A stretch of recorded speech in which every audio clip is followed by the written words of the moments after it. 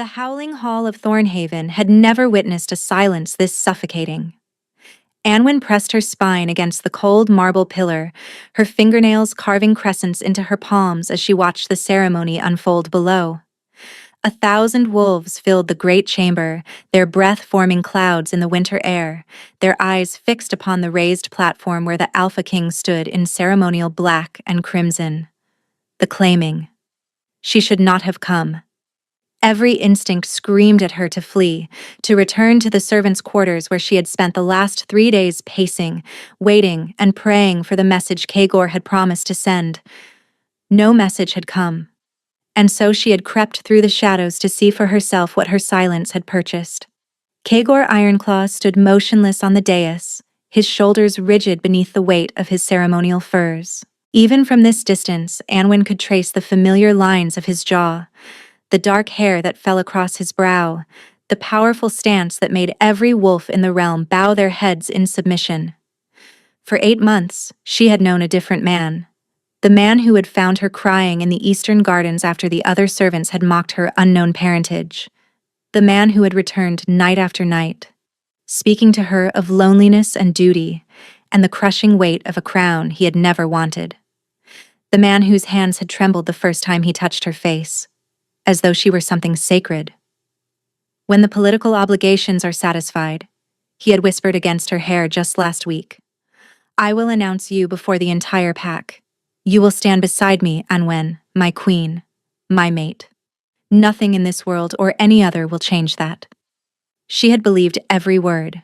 Her hand drifted to her hip, where his claiming bite lay hidden beneath her dress. The mark he had given her 3 months ago, in the moonlit clearing where he had pressed his teeth to her flesh and sworn she was the only woman who would ever bear his claim.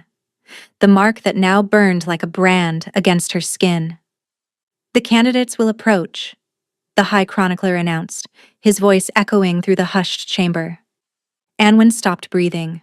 5 women ascended the dais steps, each draped in ceremonial white, each representing a powerful bloodline that could strengthen the Alpha King's reign. They moved like silk and shadow, every gesture calculated, every smile practiced. And at their center walked Sariel Grimwood, daughter of Lord Hadrian Grimwood, heiress to the Eastern Territories, a woman whose beauty was matched only by the ruthless ambition of her family. Her silver blonde hair cascaded down her back like frozen starlight. Her eyes, pale and calculating, swept across the crowd with the satisfaction of someone who already knew the outcome. The wolves murmured their approval. The Grimwoods commanded 3,000 warriors and controlled the mountain passes that connected Thornhaven to the eastern trade routes. This match would make the Alpha King's power absolute. Anwen searched Kagor's face for any sign of the man she loved. She found nothing. His features were carved from granite. His amber eyes, which had blazed with warmth when they looked upon her, stared straight ahead with an emptiness that made her stomach clench. Kagor Ironclaw, Alpha King of Thornhaven, blood of the first wolves, the High Chronicler intoned. You have heard the counsel of your advisors. You have reviewed the alliances and treaties. The pack awaits your choice. Silence stretched through the hall like a held breath. Anwen's mark seared against her hip. Surely he could feel it. Surely, any moment now, he would turn and find her in the crowd. Surely he would speak her name and declare that his choice had already been made in secret clearings under winter moons. Kagor stepped forward. His movement was wrong. Anwen realized it instantly. The fluid grace she knew, the predatory elegance that had drawn her to him from the first moment, was absent. He moved like a puppet, mechanical and hollow, and his eyes, those amber eyes that had burned with passion when he spoke of their future, were flat, distant, empty. I choose. His voice rang out, hollow as a tomb, Sariel of House Grimwood. The hall erupted. Howls of celebration shook the ancient stones. Warriors stamped their feet. Lords embraced. The political alliance that would secure Thornhaven's dominance for generations had been achieved. But Kagor was not finished. He turned to Sariel, took her hand, and pulled her toward him. Then he kissed her. Not a ceremonial brush of lips, not a formal gesture of acceptance. He kissed her deeply, thoroughly, publicly, claiming her before the eyes of every wolf in the kingdom, while the mark on Anwen's hip felt like it was being torn from her body with burning claws. A sound escaped Anwen's throat. Not quite a scream, not quite a sob. Something between raw and animal, and completely involuntary. She doubled over in the shadows, one hand flying to her hip, the other wrapping protectively around her belly, where a secret even greater than his claiming bite had taken root. She was 8 weeks along. She had planned to tell him tonight, after the ceremony, when he came to her as he always did. She had practiced the words 100 times, imagining the joy that would break across his face. Now those words would never be spoken. Through tear-blurred vision, she watched Kagor release Sariel from the kiss. Watched Lord Hadrian Grimwood step forward to clasp the Alpha King's hand. Watched Sariel smile with triumph, her pale eyes scanning the crowd with possessive satisfaction. He did not look for Anwen. He did not hesitate. He did not seem to remember she existed. A sob tore free, lost in the cacophony of celebration. Anwen stumbled backward, desperate to flee before the grief crushed her completely. The doors of the Howling Hall exploded inward. Every wolf spun toward the entrance. Guards drew weapons. The celebration dissolved into chaos and snarling confusion. Through the shattered doors walked a figure that made the breath freeze in Anwen's lungs. He was tall, impossibly tall, with hair the color of starlight and midnight woven together. His features were too beautiful to be real, too sharp to be mortal. Cheekbones that could cut glass, eyes like molten silver, skin that seemed to glow with its own inner luminescence. Fae. The Fae King himself had come to Thornhaven. Behind him walked a retinue of his kind, each one achingly beautiful, and each one radiating a power that made the wolves instinctively shrink back. They moved like water, like wind, like forces of nature given form. Lysander Nightwhisper, the High Chronicler gasped. King of the Eventide Court, you were not invited to these proceedings. I do not require an invitation. The Fae King's voice was music and thunder, gentle and devastating. I require only what is mine. His silver eyes swept across the gathered wolves. They found Anwen. The world stopped. Something inside her chest cracked open. A sensation she had never felt before. Not with Kagor, not with anyone, flooded through her veins. It was warmth and lightning, and the feeling of coming home after 1,000 years of wandering. The Fae King's perfect features shifted. His eyes widened, his lips parted. And then he moved. He crossed the hall in strides that seemed to bend the very air around him, wolves parting before his presence like wheat before a scythe. He passed the dais where Kagor stood frozen. He ignored the snarling guards who raised their weapons. He stopped before the pillar where Anwen hid, and he knelt. The Fae King of the Eventide Court, the most powerful immortal in 3 realms, knelt before a servant girl in a threadbare dress, tears streaming down cheeks she had not realized were wet.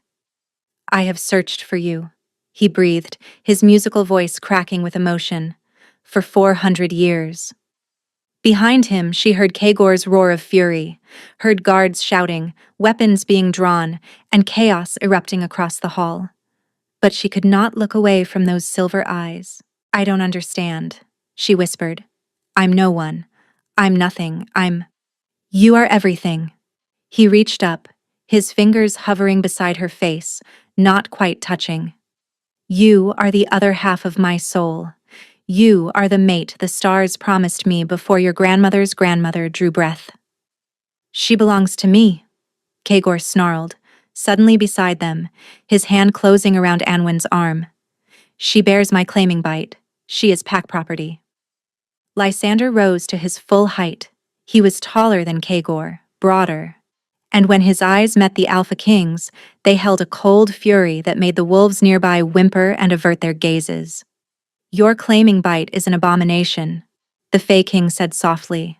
A forced bond placed upon Fae blood without consent or knowledge. It is invalid under the laws of every realm. Fae blood? Kagor's grip tightened on Anwen's arm. She is a servant, an orphan. She has no blood worth speaking of.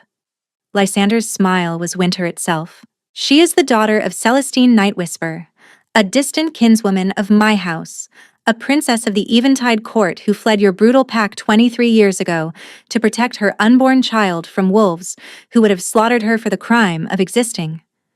The hall went silent. Anwen felt her legs give way. Only Kagor's bruising grip kept her upright. Princess. Fae. Daughter of royalty. Everything she had ever believed about herself was crumbling. Lies, Kagor spat. Fae tricks.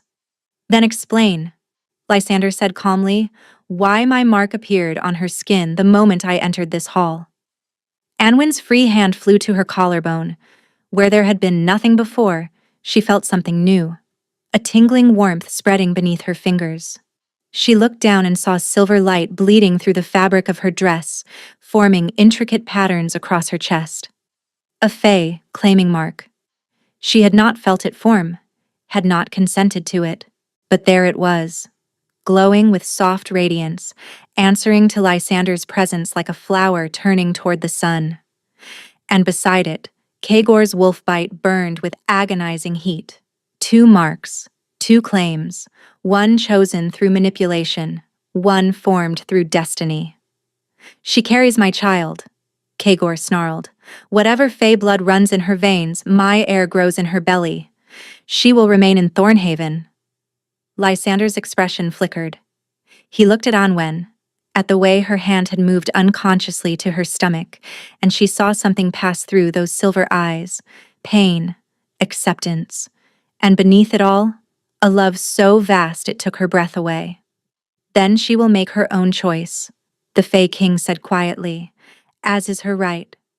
Every eye in the hall turned to Anwen, the servant girl with no name, the carrying mother with no mate, the lost princess who had never known what she truly was. Kagor's hand tightened on her arm. You are mine. You swore yourself to me. You let me claim you. I let you claim me because I loved you. Her voice came out stronger than she expected. Because you promised me I would be your queen. Because you said nothing would change what we had. She looked at Sariel, whose lips were still swollen from his kiss. And then you chose another before I could even tell you about our child. Kagor's face twisted. For one moment, just one, she saw something flicker in those empty amber eyes. Confusion, horror, as if he were waking from a dream and finding himself in a nightmare. Anwen, I don't remember. Enough. Lord Hadrian Grimwood stepped forward, his cold eyes fixed on Anwen with undisguised hatred. This servant girl has clearly conspired with the Fae to disrupt our alliance. She should be executed for treason. Several wolves moved toward her. Lysander raised one hand.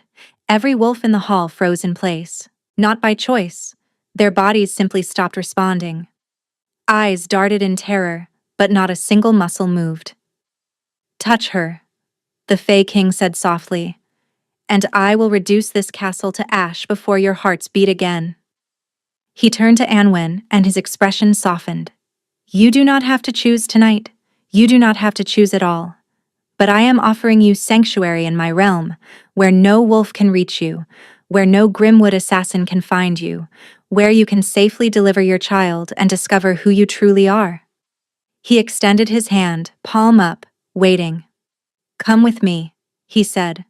Not as my mate, not as my obligation, simply as a woman who deserves to know the truth about herself before making any choice that will shape her eternity. Anwen looked at his hand, then at Kagor, still frozen, his amber eyes screaming words his mouth could not form. Then at Lord Grimwood, whose hatred promised death if she stayed. Then at Sariel, whose pale eyes held nothing but contempt for the servant who had dared to touch what was now hers. The choice was not a choice at all.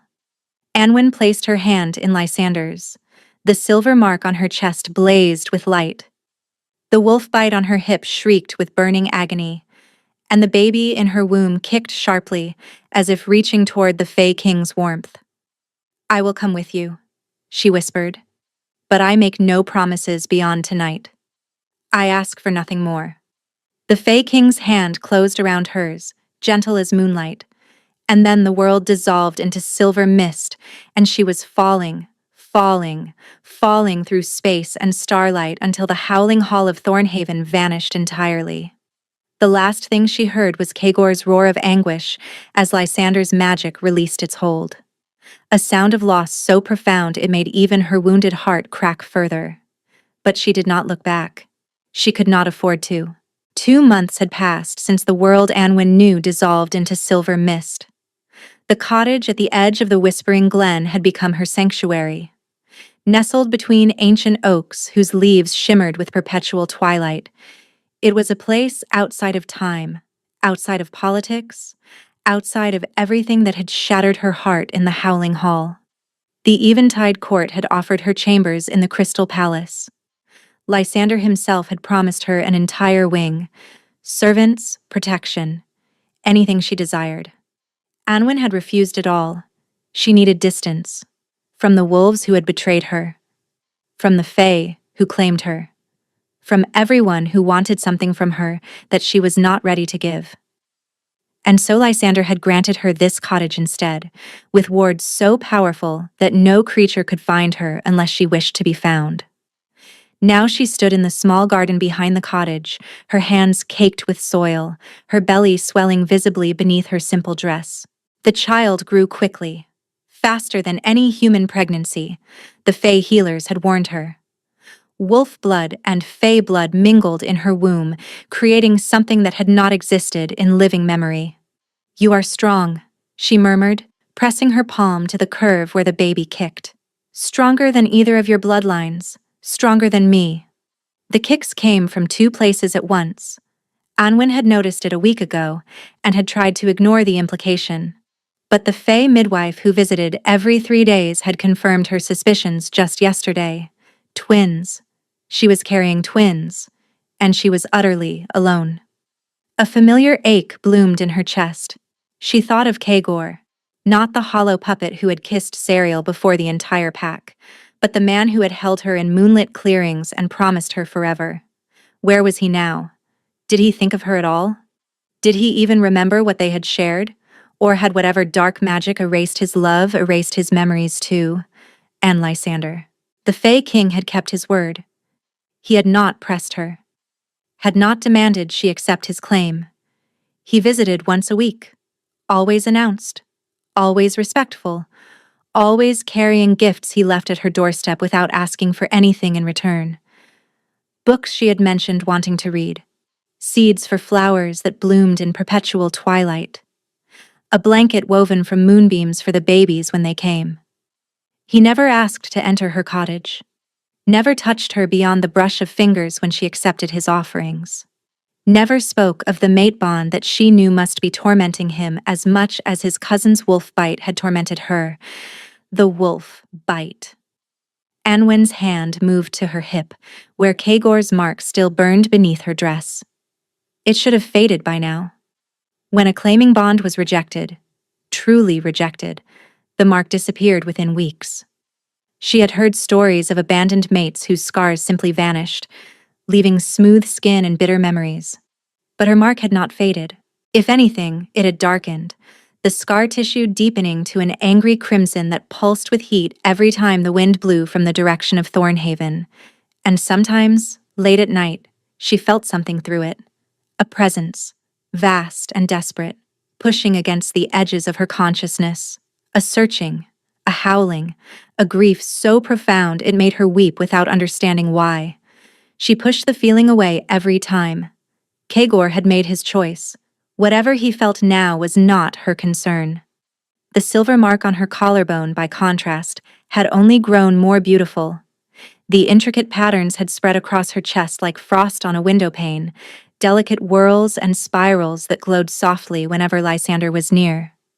It did not burn. It did not ache. It felt like warmth on a winter morning, like the first breath after drowning, like home. But Anwen did not trust it. She had trusted Kagor's promises, and look where that had led her. Pregnant, alone, hiding in a magical cottage while two kingdoms tore themselves apart searching for her. A sharp knock echoed through the cottage. Anwen's heart seized. She rose from the garden soil, wiping her hands on her apron, reaching instinctively for the iron poker she kept by the hearth. "My lady?" A female voice, melodic and familiar. "It is Mavis. The king sends news." Anwen relaxed slightly. Mavis was her appointed contact with the Eventide court, a fey woman with hair like autumn leaves and eyes that held 3 centuries of kindness. She had become something approaching a friend over the past 2 months. She opened the cottage door. Mavis's face was pale, her usual serene composure cracked with something that looked disturbingly like fear. "What has happened?" Anwen demanded. "May I enter? The wards will not let me speak of certain things while standing on the threshold." Anwen stepped aside, her grip tightening on the poker. Mavis moved to the center of the small room, her autumn leaf hair catching the firelight. "I bring news from Thornhaven, from the Wolf Kingdom." The name sent ice through Anwen's veins. "What news?" "The Alpha King has gone mad." The words hung in the air, sharp as broken glass. "Mad?" Anwen heard herself whisper. Mavis nodded, her expression grim. 3 days after you vanished from the Howling Hall, he woke screaming your name. He tore apart his own chambers with his bare hands. He threw Serial Grimwood from the royal wing and confined her family pending investigation. Anwen's knees weakened. She lowered herself into the nearest chair. Since then, he has not slept, has barely eaten. His wolf has been fighting for control, driving him into shifts that last for days at a time. He has deployed every warrior in his kingdom to search for you, offering rewards so vast they have emptied the royal treasury. He chose her, Anwen said hollowly. I watched him choose her. I watched him kiss her. He remembers none of it. Mavis's voice softened. Our spies in Thornhaven have pieced together what happened. The night before the claiming, Lord Grimwood's servants delivered wine to the king's chambers, wine laced with a compound derived from night-blooming hemlock and wolf's bane. Anwen's breath caught. The combination did not merely suppress his wolf. It severed his connection to his own mind. For 3 days, he was a puppet, speaking words he did not choose, performing actions he did not control. Mavis paused, including the rejection, including the kiss. No. The word came out strangled. No, I saw his eyes. They were empty, cold. He did not recognize me. Because there was no him to recognize you, the Kagor you loved was locked somewhere deep inside, unable to break through the poison's hold. He woke 3 days later with no memory of the ceremony, no memory of choosing Serial, and his mate Bond screaming that you had vanished. Anwen's hand flew to her hip, where the wolf bite burned with sudden, searing heat. He feels that, Mavis said quietly. Every time your mark burns, he feels an answering fire. It is the only thing keeping him from going completely feral. The babies kicked violently, movements coming from 2 opposite directions at once. There is more. Mavis's expression darkened further. The Grimwoods have not accepted their downfall quietly. When Kagor confined Serial and began investigating her family's treachery, Lord Hadrian fled into the eastern mountains with 300 loyal warriors. He escaped? He did more than escape. Mavis withdrew a folded paper from her sleeve. This message was intercepted by our scouts 2 days ago. Anwen took the paper with numb fingers. The seal was broken, but she could see the Grimwood crest pressed into the dark wax, a serpent coiled around a crescent moon. The message inside was brief. The half-breed carries the Alpha's heirs. She must be eliminated before the birth. Send the Night Fangs. Payment upon confirmation of death. Long live Queen Sariel. The paper fell from Anwen's hands. Assassins, she breathed. The Night Fangs are the most deadly killers the wolf clans have ever produced. They have never failed to eliminate a target. Mavis's voice was tight with urgency. My lady, the wards around this cottage are powerful, but they were designed to hide you, not to withstand a direct assault. If the Night Fangs have been deployed, A howl split the evening air. Both women froze. Through the cottage window, Anwen saw shapes emerging from the tree line. Not the silver-furred wolves of Lysander's Fey Guard. These were darker, larger, their movements coordinated with predatory precision. And their eyes, even from this distance, burned with amber hunger. "They have found you," Mavis whispered. The wolf bite on Anwen's hip exploded with agony. She gasped, doubling over as pain radiated through her body. This was nothing like the dull burn she had grown accustomed to. This was searing, overwhelming, as if molten iron had been pressed against her flesh. And beneath the pain, she felt him, Kagor. His presence crashed against the edges of her consciousness like a hurricane against a cliff, not searching this time, not howling with grief. This was something sharper, more immediate. Warning. He was trying to warn her. "We must go," Mavis said, grabbing Anwen's arm. "The king has emergency wards that will transport us to the palace if I—" The cottage door splintered inward. A wolf the size of a small horse lunged through the opening, jaws wide, eyes blazing with murderous intent. Mavis threw herself between it and Anwen, her hands igniting with fey fire. The wolf's teeth found her throat before the flames could form. "Mavis!" Anwen screamed as her friend's body crumpled, blood spraying across the cottage floor. The wolf shook its massive head, tearing, destroying, and then turned those burning amber eyes toward Anwen. Target acquired. The thought came not from her own mind, but from the creature before her. The Night Fangs could communicate telepathically with their prey, a final terror before the kill. The half-breed dies tonight. Her mongrel offspring dies with her. Anwen's back hit the cottage wall. Her hand found the iron poker, but she knew it was useless. Knew that one pregnant woman with a fireplace tool could not stop even a single Night Fang, let alone the pack that was even now surrounding her sanctuary. The wolf gathered itself to spring. Anwen closed her eyes, her arms wrapping protectively around her belly. "I'm sorry," she thought to the twins she would never meet. "I'm so sorry." Light erupted through the cottage. Not golden, not amber, silver. Pure, blazing silver that made the Night Fang howl in agony and stumble backward, its dark fur smoking where the light touched it. Anwen's eyes flew open. The light was coming from her. From the silver mark on her collarbone, which blazed like a captured star. From her hands, which crackled with energy she had never known she possessed. From her very skin, which glowed with the luminescence of moonlight given form. "No," she whispered, staring at her own radiant palms. But her body did not listen. The power surged outward, a wave of silver fire that slammed into the Night Fang and hurled it through the ruined cottage door. More wolves were waiting outside. She could hear them snarling, see their shadows through the windows. But they recoiled from the light that now poured from her in endless, devastating waves. The babies kicked wildly, both of them, as if adding their own strength to hers. And through the bond she had tried so hard to ignore, Anwen felt something else. Lysander. He was coming, tearing through dimensions to reach her. His presence blazed against her consciousness like a second sun, and when she instinctively reached for him through the silver mark, he answered with 3 words that shook her to her soul. "Hold on, beloved, I am coming." Anwen screamed as the power overwhelmed her, as the cottage walls began to crack, and the Night Fangs began to flee. As everything she thought she knew about herself shattered into a million blazing pieces. The last thing she saw before the silver light consumed her entirely was a figure emerging from the tree line. Not a wolf. Not a fae.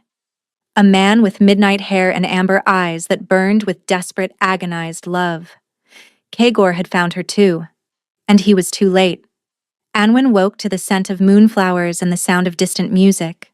She was lying on something impossibly soft. A bed, she realized, draped in fabrics that felt like woven starlight. The room around her was unfamiliar, its walls made of living crystal that pulsed with soft luminescence, its ceiling lost somewhere in the darkness above. The Eventide Palace. She had been brought to the heart of Lysander's kingdom. "You are awake." The voice came from the shadows beside her bed. Anwen turned her head, her body protesting the movement, and found Lysander sitting in a chair that seemed grown from twisted moonlight. His silver eyes were fixed on her face with an intensity that made her breath catch. "How long?" she managed. "3 days."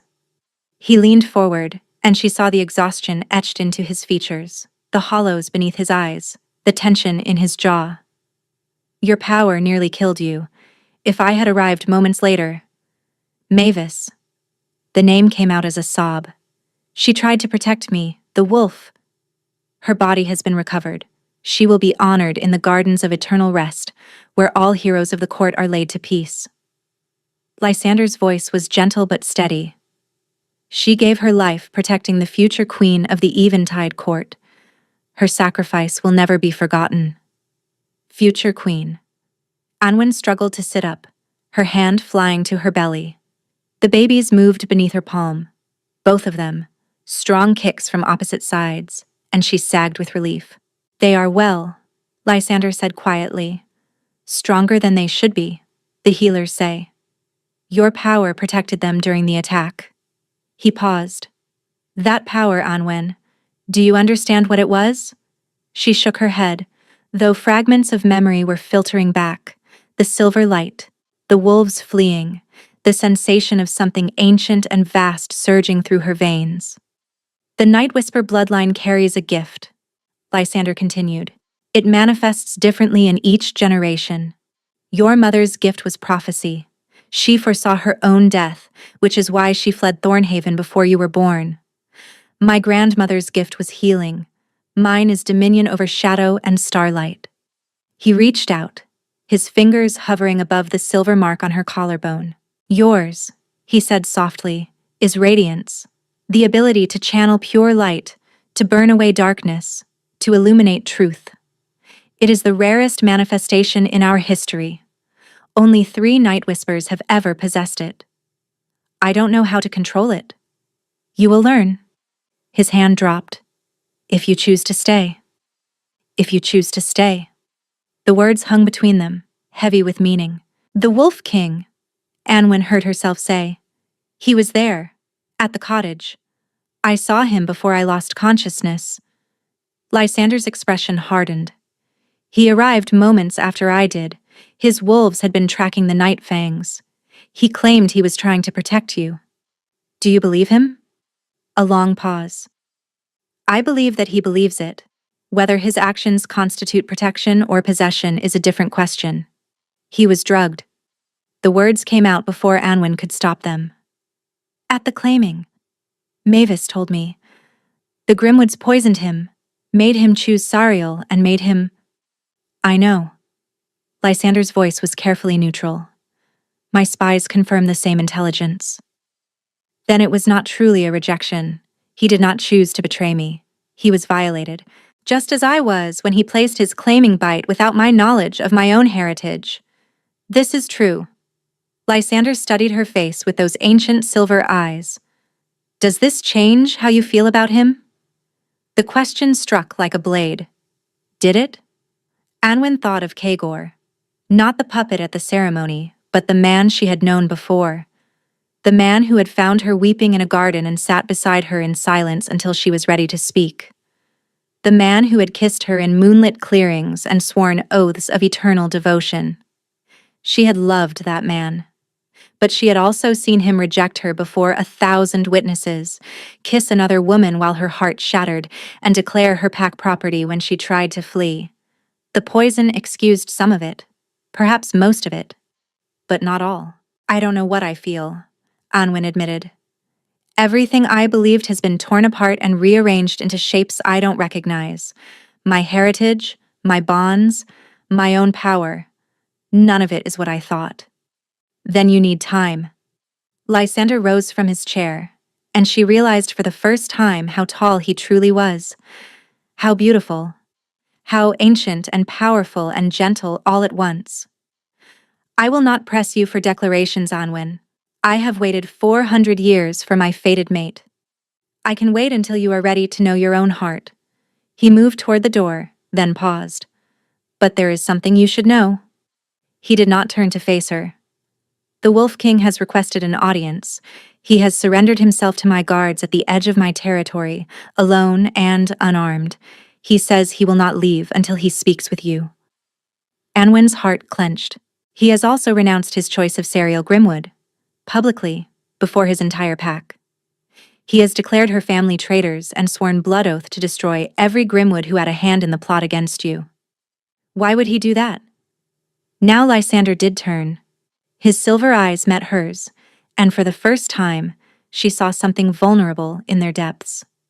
Because he loves you, the Fae King said quietly.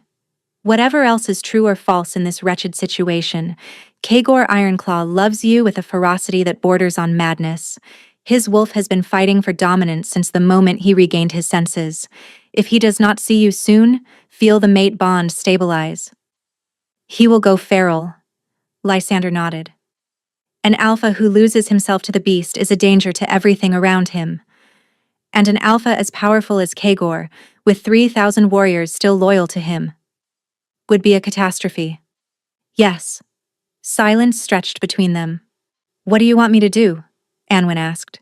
What I want is irrelevant. Lysander's voice was soft, but firm. What matters is what you choose. Will you see him? Every instinct screamed at Anwen to refuse, to stay in this bed, in this sanctuary, protected from the wolf who had shattered her heart. But another voice whispered beneath her fear. The voice of the woman who had placed her hand in Kagor's 8 months ago, knowing that a servant could never truly be with a king, choosing to love him anyway. The voice that remembered how he had trembled the first time he kissed her. I will see him, she said, but not alone. I want you there, Lysander. Whatever he has to say, I want a witness who will not let him twist the truth. Something shifted in the Fae King's expression, not triumph, something deeper, something like respect.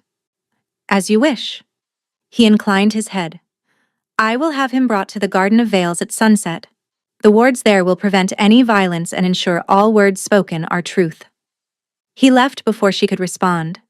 Anwen lay back against the starlight pillows, her hands pressing against her swelling belly, her mind a hurricane of conflicting emotions. In a few hours, she would face the wolf who had claimed her and rejected her, and searched desperately for her across 3 realms. And she would have to decide whether any amount of love could repair what had been broken. The Garden of Veils was appropriately named. Silver curtains of woven mist hung between ancient trees, whose leaves whispered secrets in languages older than human memory. The ground beneath Anwen's feet was carpeted with flowers that glowed softly in the twilight, casting dancing shadows across the clearing where 2 thrones had been placed. Lysander sat in one, his posture deceptively relaxed, his silver eyes missing nothing. The other throne remained empty, waiting for a guest who had not yet arrived. Anwen stood between them, refusing the seat that had been offered to her. She needed to move, needed to pace, needed to do something with the nervous energy that crackled through her veins. The babies had been active all afternoon, kicking and rolling as if they sensed the significance of what was coming. He approaches, Lysander said quietly. Anwen turned toward the garden entrance, and there he was. Kagor Ironclaw looked like a man who had walked through hell and emerged only partially intact. His dark hair was wild, his amber eyes burning with an intensity that bordered on fever. He had lost weight. The ceremonial furs that had once fit him perfectly now hung loose on his shoulders. But he was still beautiful, still powerful, still the man who had made her feel, for the first time in her life, like she belonged to someone. He stopped at the edge of the clearing, his gaze finding hers with desperate hunger. Anwen. Her name came out broken, cracked, as if he had been screaming it for months. You're alive. You're safe. I thought, when I saw the silver light, when you collapsed, I thought, you thought what? Her voice was steadier than she expected. That I had died? That you would never have the chance to explain why you kissed another woman before the entire pack, while I watched from the shadows with your child growing inside me? Kagor flinched as if she had struck him. I don't remember the claiming. The words tumbled out in a rush. I remember nothing from that night except waking 3 days later with Sariel in my chambers, her hands on my body, her voice telling me that I had chosen her and consummated our bond while the entire pack celebrated outside. And did you? Anwen's voice cracked. Consummate? No. The word was fierce, absolute. The moment I understood what she was claiming, I threw her across the room. I shifted without control and nearly killed her before my guards pulled me back. I have not touched her, Anwen. I have not touched anyone since the night I placed my mark on your skin and swore you were the only mate I would ever want. Through the bond between them, the wolf bond that still burned on her hip, Anwen felt the truth of his words. He was not lying. Whatever had happened that night, he had not willingly betrayed her in that way. But there was so much more to address. You knew nothing of my heritage, she said. You placed your claiming bite on a woman you believed to be a servant, a nobody, an orphan with no bloodline worth speaking of. Yes. Would you have claimed me if you had known I was Fae? The question hung in the air. Kagor's amber eyes never wavered. I claimed you because I love you. Because from the moment I found you crying in that garden, something inside me recognized something inside you. I did not know you had Fae blood. I did not care. I still do not care. You could be human, wolf, Fae, or something this world has never seen, and I would still want you as my mate. Pretty words. Lysander spoke for the first time, his musical voice carrying an edge of frost. But words are easy, Wolf. Your actions speak differently. You kept her hidden. You promised her a throne you knew your council would never allow her to claim. You let her believe she would be queen, while planning a claiming ceremony designed to choose someone else. Kagor's jaw tightened. I was buying time. The council? The council you control? The advisors who serve at your pleasure? Lysander's silver eyes gleamed with cold fury. Do not pretend you were powerless. Alpha King. You chose to keep her in shadows rather than fight for her in daylight. And when the Grimwoods made their move, you were so easily manipulated that 3 drops of poison in your wine erased 8 months of devotion. I was drugged. You were careless. Lysander rose from his throne, and the air around him crackled with power. A true mate does not leave his beloved vulnerable to attack. A true mate does not accept wine from the servants of his political rivals on the eve of a ceremony that will determine his queen. A true mate protects what is his. And you? Kagor snarled, his wolf rising to the surface, his eyes flickering between amber and gold. You who appeared from nowhere to claim a woman you had never met, who stole her from my hall with magic and mist while she was vulnerable and afraid. How is that protection? I saved her life. You took her from me. She chose to come with me. Lysander's voice dropped to something deadly quiet. Ask her yourself if she had to be forced. Ask her if she felt safer staying in your hall, surrounded by Grimwoods who wanted her dead, bound to a king who had just publicly rejected her. Kagor turned to Anwen, and she saw the agony in his eyes. Is that true? He asked. Did you choose to go with him? Did you want to leave me? Anwen's heart cracked in her chest. I didn't know what I wanted, she whispered. I had just watched you kiss another woman. I had just learned that the father of my children had forgotten I existed. I had just discovered I was apparently Fae royalty, marked by a king I had never met, carrying twins in a body that suddenly didn't feel like my own. Tears spilled down her cheeks. What I wanted was to be in our clearing, in the place where you held me and promised me forever. But you weren't there, Kagor. The man I loved wasn't there. There was only a stranger with empty eyes and Sariel Grimwood's lips against his mouth. I'm here now. Kagor crossed the clearing in 3 strides, dropping to his knees before her. I'm here, Anwen. I have been searching for you every moment since I woke. I have torn apart my kingdom trying to find you. I have renounced Sariel, declared her family traitors, sworn blood oath to... I know. She stepped back from his reaching hands. Lysander told me. Then come home. His voice cracked. Come back to Thornhaven. I will announce you as my queen tomorrow. I will execute every Grimwood who conspired against us. I will give you everything I promised, everything you deserve. And the Fey mark? Anwen touched her collarbone, where the silver patterns glowed softly beneath her dress. What of the bond that formed without my consent or his? What of the mate claim that Lysander carries as truly as you carry yours? Kagor's expression twisted. He has no right to you. A Fey cannot claim a wolf-bonded female. She is Fey-blooded, Lysander interrupted calmly, which makes the wolf's claim the questionable one, not mine. She bears my mark. A mark placed before she knew her heritage, before she could give informed consent. Under the laws of the Eventide Court, such claims are considered void. We are not in your damned court. We are in my garden, in my kingdom, under my wards. Lysander's voice dropped to a whisper. And if you raise your voice to me again, Wolf, I will show you exactly why my people have held dominion over magic, since before your ancestors learned to shift. The air between them crackled with power.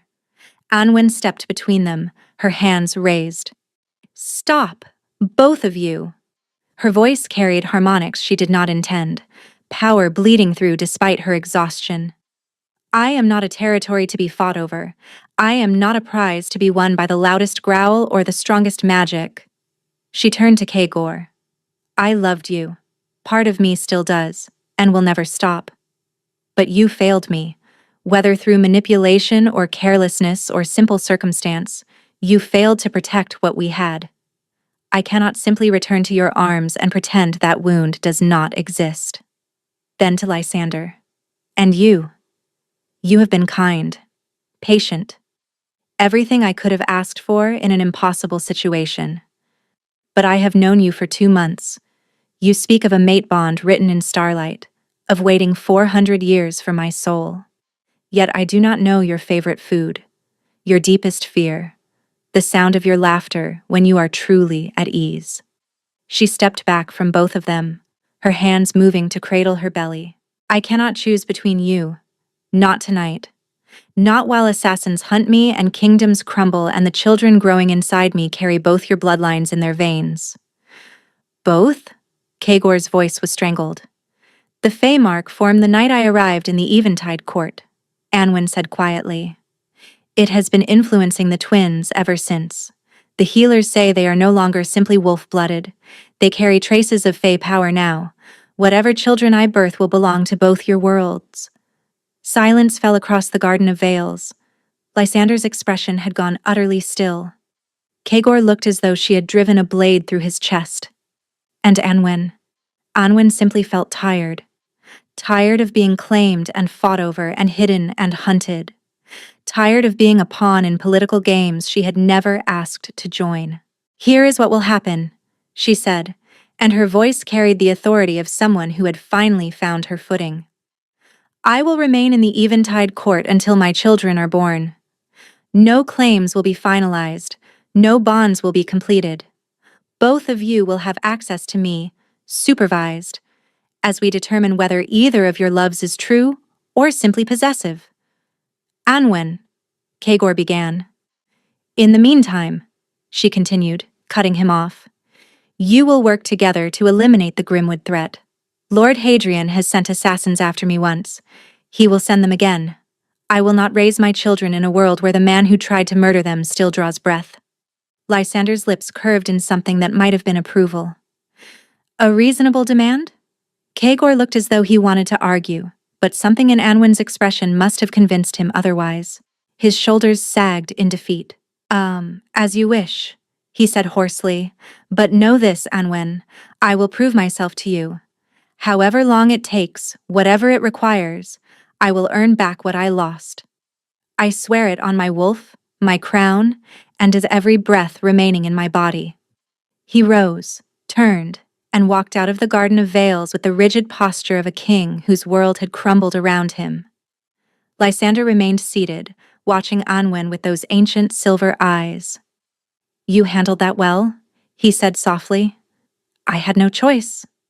Anwen's legs finally gave out, and she sank onto the empty throne.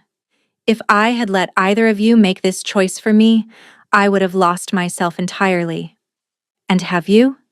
Lysander tilted his head. Lost yourself? Anwen thought of the silver light that had exploded from her in the cottage, the power she did not understand, the heritage she had never known, the children growing in her womb, who would be born into a war between worlds. No, she said finally. I think I'm just beginning to find myself. Lysander smiled, a real smile for the first time since she had met him. It transformed his face, made him look younger, almost boyish despite his 4 centuries. Good, he said, because the journey ahead will require every piece of yourself you can muster. A howl split the evening air, distant but approaching. Both of them turned toward the sound. That came from the northern boundary, Lysander said, rising to his feet, all traces of softness vanishing. My wards should have stopped any wolf from... A Fey guard burst into the garden, her face pale with terror. My king, the Night Fangs, a second pack, they have breached the outer wards. They are heading for the palace, and they are not alone. Who accompanies them? The guard swallowed hard. Lord Hadrian Grimwood himself. And 300 wolves who still carry the Grimwood banner. They say they have come to claim the half-breed's head and the Alpha King's crown. Anwen's blood turned to ice. Lysander's hand closed around hers, pulling her to her feet. We move, he said. Now. But as they fled toward the palace, Anwen felt her wolf bond flare with sudden heat. Kagor's voice thundered through her mind, desperate and furious and terrifyingly close. They are here. The Grimwoods are here. Run, Anwen, run, and do not look back. I will hold them as long as I can. And then, before she could scream for him to stop, she felt the bond shudder with impact. He had shifted. He was fighting. And she could not tell if he was winning or dying. The Eventide Palace was under siege.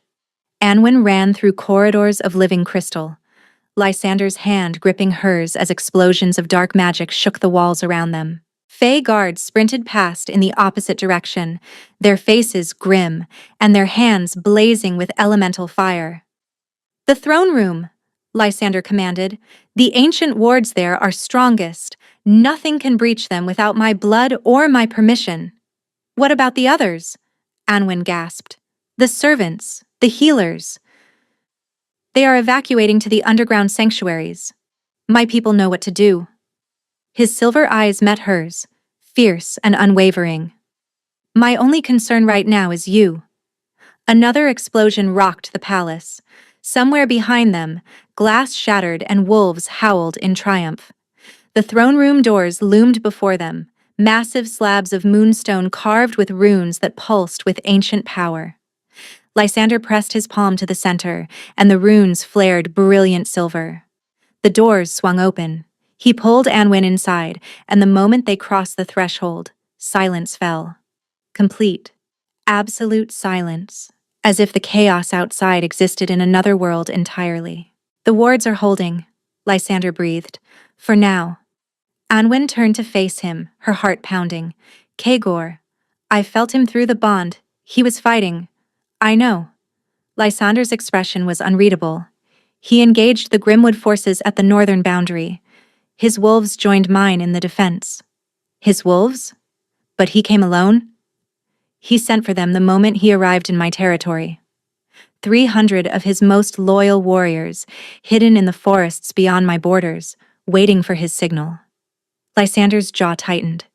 He anticipated this attack, Anwen. He knew the Grimwoods would make their move. The realization struck her like a physical blow. He used himself as bait. He surrendered to your guards knowing Hadrian would see it as an opportunity to strike while the Wolf King was vulnerable and away from his forces. Yes. Lysander released her hand and moved toward the center of the throne room, where a pool of still water reflected the starlit ceiling above. It was a gamble, a desperate one, but it may have saved us all. Anwen followed him to the pool's edge. In its depths, she could see images forming, the battle raging beyond the palace walls. Fey warriors fighting alongside wolves against a tide of darkness. And at the center of the chaos, a massive black wolf tearing through enemy lines with savage precision. Kagor. He was not dying. He was devastating. He fights well, Lysander said quietly. I have lived 4 centuries and seen countless battles. Few warriors move with such controlled fury. He's protecting me. Anwen's voice cracked. Even now. Even after everything. Yes. Lysander turned to face her, and she saw something raw in his silver eyes. He loves you, Anwen. I told you this before, and I tell you again now. Whatever else he has done or failed to do, his love for you is not in question. Then how do I choose? The words tore from her throat. How do I decide between a love that failed me and a love I barely know? Lysander was silent for a long moment. Perhaps, he said finally, the choice is not between us at all. Before Anwen could ask what he meant, the pool's surface rippled violently. A new image formed.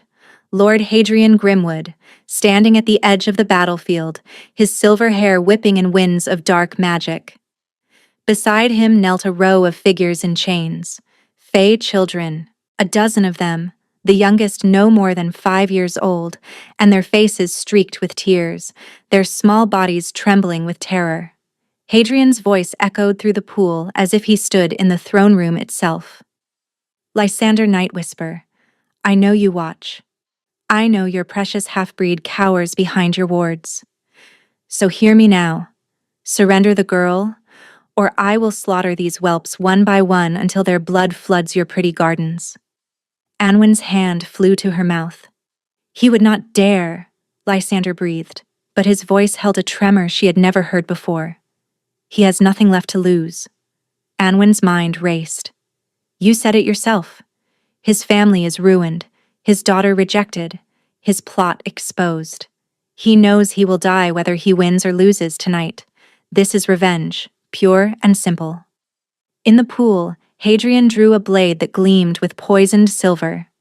You have 1 hour, Fey King. 1 hour before I start with the smallest.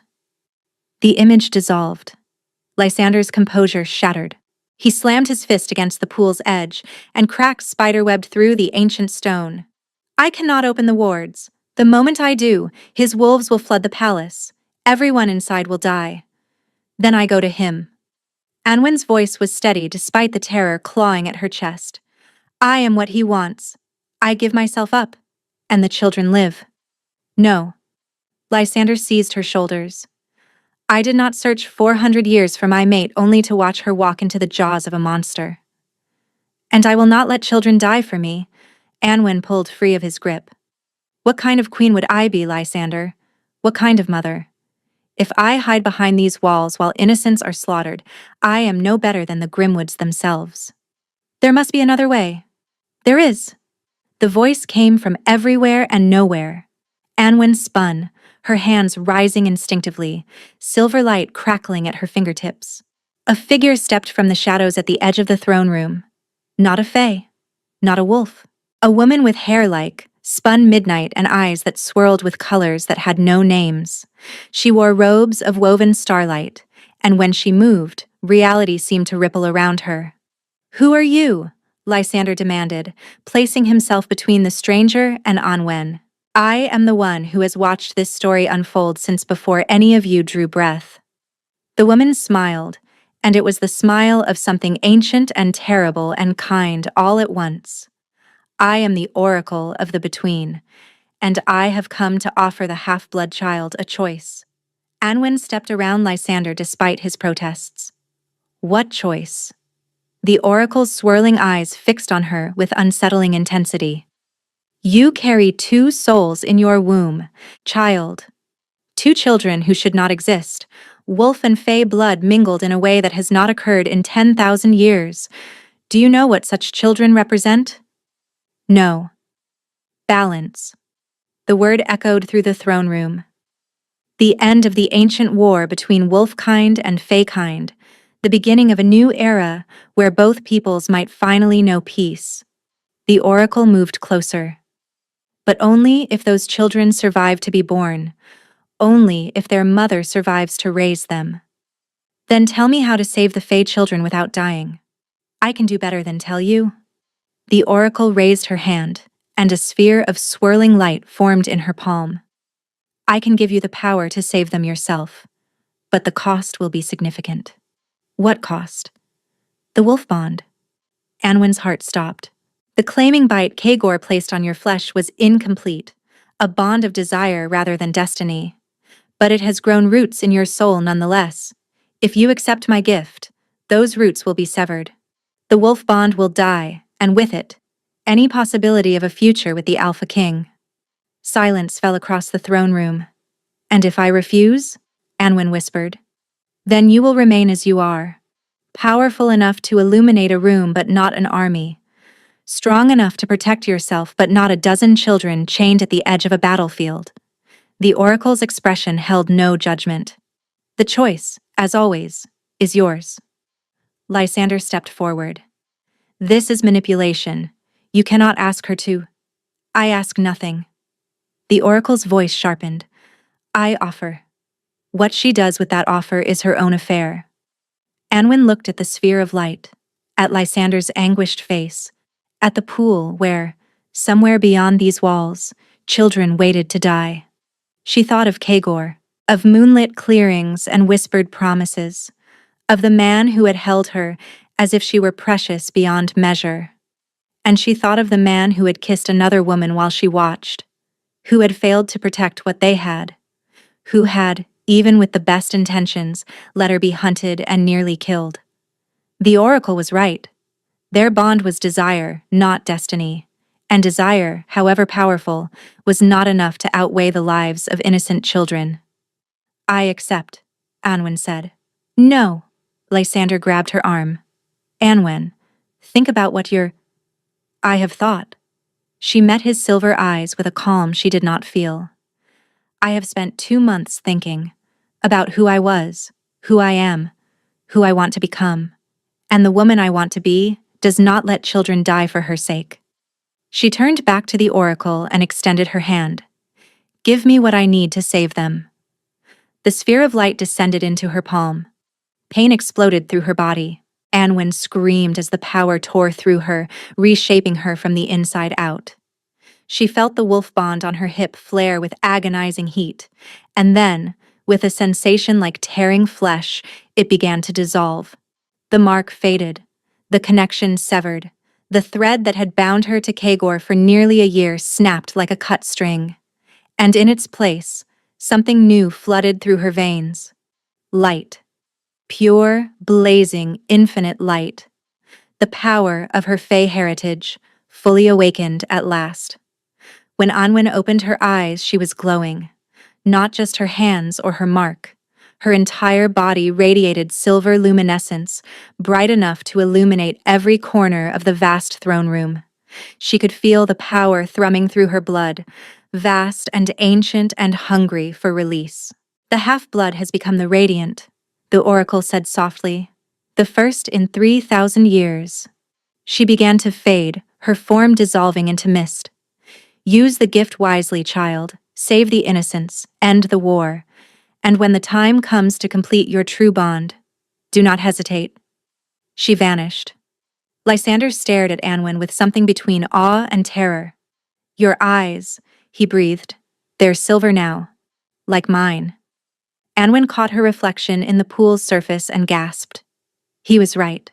Her eyes, which had been a common brown all her life, now swirled with liquid silver that glowed with inner fire. She looked like a fae. She looked like a queen. The children, she said, and her voice carried harmonics of power. How do I reach them? Lysander hesitated only a moment. Then he straightened and his expression hardened into something regal and resolved. Together, he said. We go together. He took her hand and their combined power made the throne room blaze like a captured star. Open the wards, Anwen commanded. Lysander spoke a word in a language older than human memory. The doors of the throne room exploded outward. And together, the Fey King and the Radiant Queen walked into the heart of the battle. The battlefield fell silent as Anwen emerged from the palace. Every eye, wolf, Fey, and Grimwood alike, turned toward the woman who blazed like a second moon. She walked without hurrying, Lysander at her side, her bare feet leaving prints of silver light on the blood-soaked ground. Lord Hadrian Grimwood stood at the center of the carnage, his blade still pressed to the throat of the smallest Fey child. His eyes widened as he took in the transformation. "What trickery is this?" he snarled. "No trickery." Anwen's voice carried across the battlefield, amplified by power she was only beginning to understand. "Only truth. The truth of what I am. The truth of what I can do." She raised her hand, and light gathered at her palm. "Release the children, Lord Grimwood. This is your only warning." Hadrian laughed, but the sound was brittle with fear. "You think a light show frightens me? I have 300 wolves at my command. I have the Night Fangs, the deadliest assassins ever bred. What can one glowing half-breed do against such?" Anwen released the light. It was not an attack. Not truly. It was simply illumination. Radiance so pure and absolute that it burned away every shadow on the battlefield, exposing every hidden wolf, every crouching assassin, every blade waiting in darkness. And the Night Fangs, creatures born of shadow and secrecy, screamed. They could not exist in perfect light. Their forms began to dissolve, their bodies collapsing into wisps of darkness that evaporated like morning mist. In seconds, the most feared assassins in the wolf realm had simply ceased to exist. The Grimwood wolves howled in terror. "That is what one glowing half-breed can do," Anwen said quietly. "Now release the children, or I will show you what happens when the Radiant stops being merciful." Hadrian's hand trembled on his blade. For one terrible moment, Anwen thought he might kill the child anyway, a final act of spite before his inevitable defeat. Then a black shape slammed into him from the side. Kagor. The Alpha King's wolf form was massive, terrifying, and covered in the blood of enemies. His jaws closed around Hadrian's sword arm, and the snap of breaking bone echoed across the silent battlefield. Hadrian screamed as the blade fell from his nerveless fingers. Kagor shook him once, twice, then flung him to the ground with casual brutality. The Grimwood Lord lay in the mud, clutching his shattered arm, his face white with agony. "The children," Anwen said to Lysander. "Free them." The Fey King moved immediately, his magic dissolving the chains that bound the young ones. Fey guards rushed forward to gather the terrified children, carrying them toward the safety of the palace. Anwen walked toward where Kagor stood over Hadrian's broken form. The Alpha King shifted as she approached, his human body emerging from the wolf's shape. He was wounded, claw marks across his chest, blood matting his dark hair. But his amber eyes were clear and fixed on her face. Then he saw her eyes, the silver that had replaced the brown. "Anwen." Her name came out strangled. "What happened? What did you—" "What I had to." She stopped a few feet from him, close enough to see the devastation dawning on his face. "To save the children. To end this." The bond. His hand moved to his own chest, pressing against the place where he had once felt their connection. "I can't feel you anymore. The thread is gone." "Yes. You severed it." His voice cracked. "You chose to sever it. I chose to save innocent lives." Anwen met his amber eyes without flinching. "The bond between us was built on secrets and shadows, Kagor. On promises you couldn't keep and choices you didn't make. It was never going to survive what we've been through. I would have found another way. There was no other way." She gestured toward the children being carried to safety. "A dozen Fey lives for one incomplete bond. That was the trade, and I would make it again." Kagor looked as if she had driven her hand through his chest and torn out his still-beating heart. "So this is it," he said hoarsely. "After everything. After all the searching, all the fighting, all the—" His voice broke. "You're choosing him. I'm choosing myself." Anwen stepped closer, close enough to touch, though she kept her hands at her sides. "For the first time in my life, I am choosing what I want. Not what someone else has claimed or demanded or manipulated me into." "And what do you want?" The question hung between them, heavy with all the weight of their shared history. I want peace, Anwen said softly. Between your people and his, between the wolves who raised me and the Fae who share my blood. I want my children to grow up in a world where they are not torn between two kingdoms that have been at war for millennia. She reached out and touched his face, one final gesture of tenderness. And I want you to find a mate who can give you what I never could. Someone who belongs wholly to your world, without the complications of divided heritage and competing claims. Kagor caught her hand, pressing it against his cheek. There will never be another mate for me, he said. You were it, Anwen. You will always be it. Then I am sorry. She pulled her hand back gently. Truly, deeply sorry, because you deserved better than what fate dealt us. She turned away before she could see his expression shatter. Lysander was waiting at the edge of the battlefield, his silver eyes reflecting her own transformed ones. He said nothing as she approached, merely extended his hand in silent offer. Anwen took it. The moment their fingers intertwined, the silver mark on her collarbone blazed with warmth. Not the burning agony of the wolf bond, something gentler, deeper, a recognition that resonated in her very soul. The battle is won, Lysander said quietly. The Grimwood forces are surrendering. Hadrian will face justice before both our peoples. And Serial? Captured trying to flee the eastern territories. She will share her father's fate. Anwen nodded, exhaustion finally beginning to creep through the fading adrenaline. Then it's over. The war is over. Lysander's thumb traced circles on her palm. What comes next is up to you. Behind them, she heard Kagor's wolves gathering around their king, heard the murmur of voices, the rustle of movement as the combined forces began the grim work of tending to the wounded and collecting the dead. And somewhere deep in her belly, both babies kicked at once. I need to rest, Anwen said. The children, my children, they're restless. Then come. Lysander guided her toward the palace. The healers will attend you. And when you wake, we can speak of the future. They had taken perhaps 10 steps when Anwen felt it. A ripple of wrongness. A spike of killing intent. She spun just in time to see Hadrian Grimwood lunge from the ground where he had lain broken. His shattered arm hung useless at his side, but his remaining hand clutched a small blade, a throwing knife hidden in his boot, coated with something that gleamed sickly green in the moonlight. Poison. He hurled it not at Anwen, but at her belly. Time slowed to a crawl. Anwen saw the blade spinning toward her children, saw the poison glistening on its edge, saw her own hands rising too slowly to stop it. And then, Lysander was there. The Fae King threw himself between her and the knife, taking the poisoned blade in his shoulder instead of letting it find her womb. He crumpled against her, his weight driving them both to the ground. Lysander! Anwen's scream split the night. She caught him as he fell, her hands pressing against the wound that was already spreading dark veins across his chest.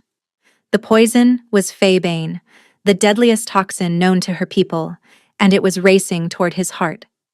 No, no, no.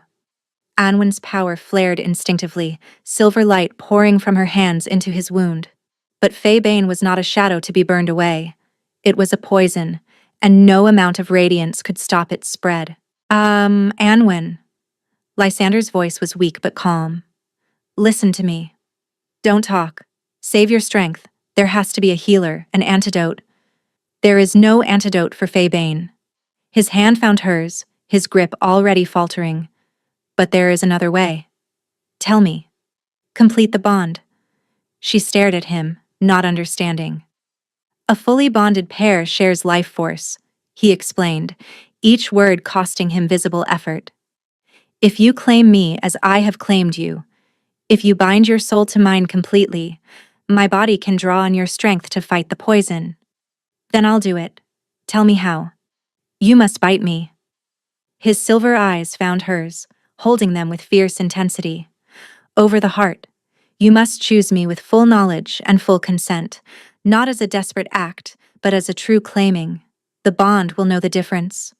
Anwen looked at the dark veins spreading across his chest, at the man who had waited 4 centuries for her. Who had given her sanctuary when she had nowhere else to go? Who had just thrown himself in front of a poisoned blade meant for her children? The choice was not difficult at all. "I choose you," she said. "Not because I have to, because I want to." She lowered her mouth to his chest, directly over his faltering heart, and she bit. The bond exploded between them. It was nothing like the wolf bond had been. No burning, no pain, no sense of being claimed by something outside herself. This was completion. Two halves of a single soul finally becoming whole. Anwen felt Lysander's life force surge into her awareness, felt the poison attacking his heart, the cellular destruction spreading through his veins, and felt her own power responding, pouring through the bond like liquid starlight, burning the Fey Bane from his system one molecule at a time.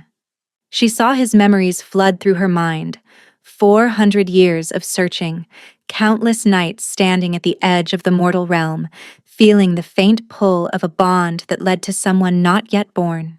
The moment he had walked into the Howling Hall and seen her for the first time, the overwhelming recognition, the joy, the terror that she might not choose him. And she felt him seeing hers. The loneliness of growing up an orphan, the desperate love she had given Kagor, and the devastation of his rejection. The fear and wonder of discovering who she truly was. And the moment, just now, when she had looked at him dying on the ground and realized that losing him would destroy something fundamental in her soul. The bond settled into place like a key turning in a lock. When Anwen finally raised her head, Lysander was breathing steadily. The dark veins had faded. The wound on his shoulder had closed to a silver scar, and his eyes, when they met hers, held a love so vast it took her breath away. "My queen," he whispered. "My king," she answered. Behind them, someone was still screaming. Anwen turned to see Kagor's wolves dragging Lord Hadrian Grimwood away from the spot where he had thrown the knife. The old lord was laughing now, a broken sound of madness and defeat. "It doesn't matter," he shrieked. "The half-breed's children will never unite your peoples. The wolves will never accept a fey-blooded queen. This war will never—" His words cut off as Kagor stepped into his path. The Alpha King's face was carved from ice and fury. He looked at the man who had drugged him, who had nearly stolen his mate, who had just tried to murder the woman he still loved, and her unborn children. "Lord Hadrian Grimwood," Kagor said, his voice carrying across the silent battlefield. "For crimes against the crown of Thornhaven, for conspiracy to commit murder, for high treason, and for the attempted assassination of innocents, I sentence you to death." His hand shot out, claws extending. One strike. Lord Hadrian Grimwood crumpled to the ground, his throat torn open, his mad laughter finally silenced. Kagor turned to face Anwen and Lysander, his claws dripping with blood. "Justice is served," he said. "The Grimwood threat is ended." He held her gaze for one long moment, a moment filled with grief and loss, and something that might have been acceptance. Then he turned and walked away, his wolves falling into formation behind him.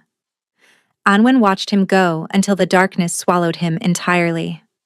"He will be all right," Lysander said softly, rising to his feet and helping her up. "In time." "How do you know?" "Because he is strong, because his people need him, and because—" Lysander paused, choosing his words carefully. "Because loving someone enough to let them go is its own kind of nobility. He will carry the grief, but it will not destroy him." Anwen pressed her hand to her belly, where her children had finally gone still. "Take me home," she said. "I want to rest before whatever comes next."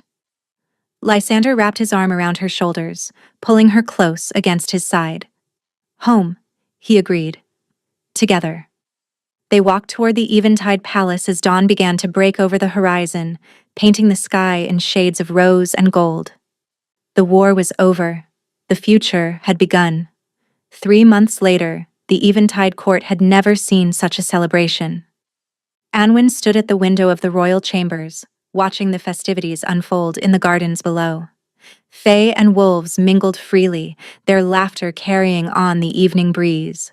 For the first time in living memory, the two peoples had come together not for war or negotiation, but for joy. The naming ceremony of the twin heirs. You should be resting. Lysander's arms wrapped around her from behind, his chin coming to rest on her shoulder. Through their bond, she felt his contentment. A warm, steady presence that had become as essential to her as breathing. I have been resting for 3 months, Anwin replied, leaning back against his chest. I think I am allowed to watch my own children's celebration. Our children, he corrected softly. She smiled. Our children.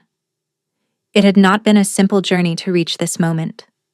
The birth had been difficult, lasting 3 days as her body struggled to bring forth children who carried both wolf and fae blood. There had been moments when the healers had feared she would not survive. Moments when Lysander had held her hand with such desperate intensity that his power had bled through their bond, sustaining her when her own strength failed. But she had survived. And so had they. A boy and a girl. The boy had his mother's silver eyes, a fae trait awakened through the bond, and dark hair like Kagor's, though threaded with strands of starlight from the magic that had shaped him in the womb. The girl had amber eyes that sometimes flickered gold, a remnant of the wolf blood that still ran in her veins. Lysander had named the boy Cassien, meaning Lightbringer. Anwin had named the girl Aurora, meaning dawn. Perfect names for children who represented the dawn of a new era. A knock at the chamber door interrupted her thoughts. Enter, Lysander called. A fae guard stepped through, his expression carefully neutral. Your Majesties, the Alpha King of Thornhaven requests an audience. Anwin's heart clenched. She had not seen Kagor since the night of the battle, had not spoken to him, had not felt him through a bond that no longer existed. She had heard reports, of course, that he had returned to his kingdom, had executed the remaining Grimwoods, had begun the slow work of rebuilding what their treachery had destroyed. But hearing about him and seeing him were very different things. Send him in, she said, before Lysander could refuse. Her husband's concern flowed through their bond, but he said nothing. This was her choice to make. Kagor entered the chamber slowly, as if approaching a wounded animal. He looked better than the last time she had seen him. The circles under his eyes had faded, and his shoulders no longer carried the crushing weight of desperation. But when his amber eyes met hers, she saw the shadow of grief that would never fully heal. Your Majesties. He inclined his head to both of them, proper and formal. Thank you for receiving me. You came a long way, Anwin said. The Eventide Court is not an easy journey for a wolf. Some journeys are worth making, regardless of difficulty. His gaze dropped to her hands, which were empty. I had hoped to see the children. They are with their nurses, preparing for the ceremony. Anwin hesitated, then added, You may see them, if you wish. After. Something flickered in Kagor's expression. Gratitude, perhaps. Or pain. I did not come only to see them, he said. I came to offer something. A gift for the heirs of the Eventide Court from the Alpha King of Thornhaven. He reached into his coat and withdrew a scroll sealed with the Ironclaw crest. Lysander took it, breaking the seal and scanning the contents. His silver eyes widened. This is a treaty, he said slowly, a permanent alliance between our peoples. Trade agreements, mutual defense pacts, free passage through both territories. And a provision, Kagor interrupted quietly, recognizing any children born of both bloodlines as legitimate heirs to both thrones. Not just your children, but any who come after. Any wolves and fae who choose to bond despite the old laws forbidding it. Anwin stared at him. You're ending the war, she breathed. Truly ending it. Someone wise once told me that she wanted her children to grow up in a world where they were not torn between two kingdoms. Kagor's smile was sad but genuine. I cannot give you what I once promised, Anwin, but I can give you this. A world where your children, our children, will never have to choose between their heritages. Our children, He had said it deliberately, she realized. An acknowledgement that Cassian and Aurora carried his blood too, even if they would never call him father. This is generous, Lysander said, and Anwin felt his genuine surprise through their bond. More than generous. It will change everything. That is the point. Kagor rolled his shoulders, a gesture Anwin remembered from countless moonlit conversations. I have been a poor king these past years, too focused on political games and personal desires to see what truly mattered. It is time I became the leader my people deserve. He turned to leave, then paused at the door. One more thing. He looked back at Anwen, and for one moment his mask slipped. She saw the man who had held her in forest clearings, the man who had loved her with everything he had, even when everything was not enough. Be happy, he said softly. That's all I ask. Be happy, and let me see you happy, even from a distance. That will be enough. He walked out before she could respond. Lysander's arms tightened around her as the door closed. Are you all right? He asked. Anwen thought about the question, about the tangled history she shared with Kagor, about the love that had been real, even if it had not been destined, about the grief of endings and the hope of new beginnings.